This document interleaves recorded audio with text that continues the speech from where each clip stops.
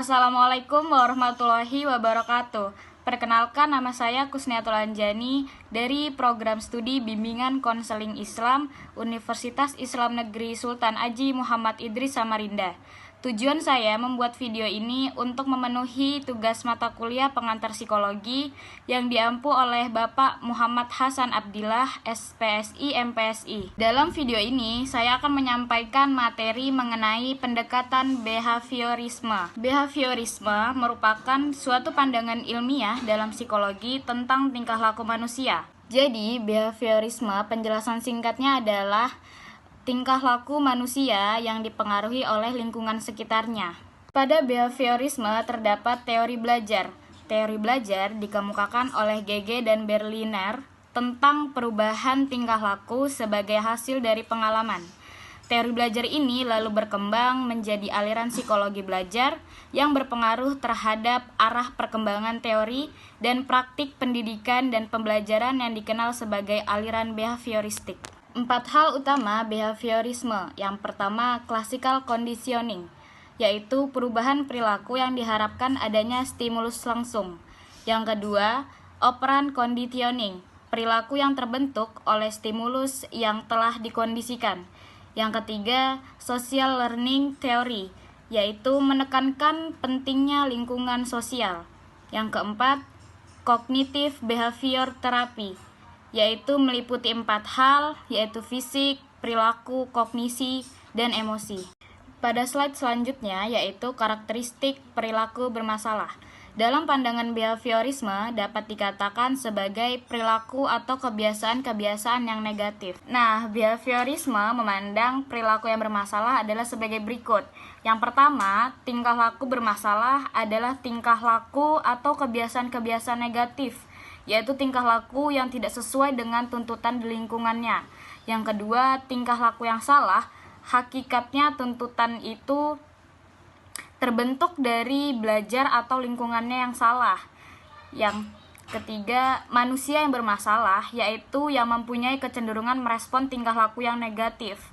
Yang keempat, seluruh tingkah laku manusia didapat dengan belajar, dan juga tingkah laku tersebut dapat diubah dengan menggunakan prinsip-prinsip belajar. Selanjutnya kita move ke tujuan pendekatan behaviorisme.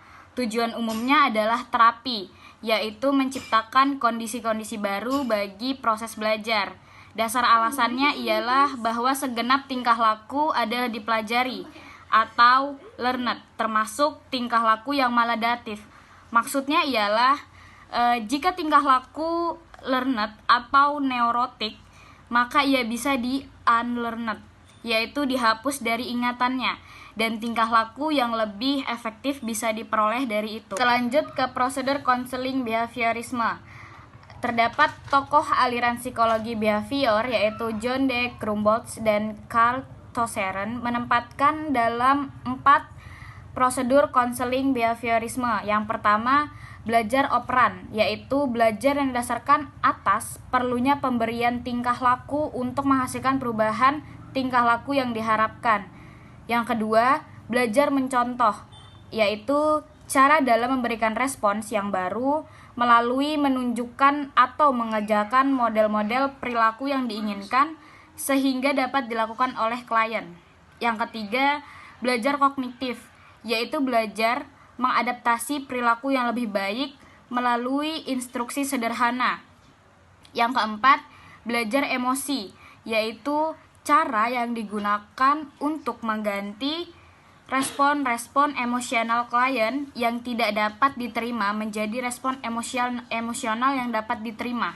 Adapun deskripsi langkah-langkah konseling. Yang pertama, assessment, yaitu langkah awal yang bertujuan untuk mengeksplorasi dinamika perkembangan klien, yaitu sederhananya untuk mengungkapkan kesuksesan atau kegagalannya, kekuatan atau kelemahannya, pola hubungan interpersonal, tingkah laku penyesuaian, dan area masalahnya.